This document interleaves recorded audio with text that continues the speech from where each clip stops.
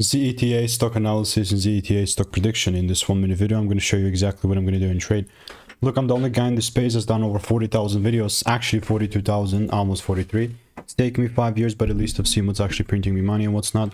And been looking at this thing quite recently, seeing a 6% correction, which I do think it's, you know, fine. Like, even looking at this big inefficiency, the only time where this will make sense for me to be bullish and all that jazz is if I see this confirmation taking place, right? So I just want to see like a decent double break, and only then if I get that, then I'm looking to take it further up.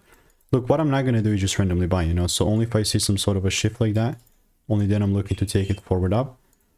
ZETA, oh, this is not loading, didn't load for whatever reason. Okay, this is where we are, trade alert section. Some receipts, but if you want to learn how to make your VAP 10K per month trading, just click the first link in the description, get my free emails and insights. See you in the next one.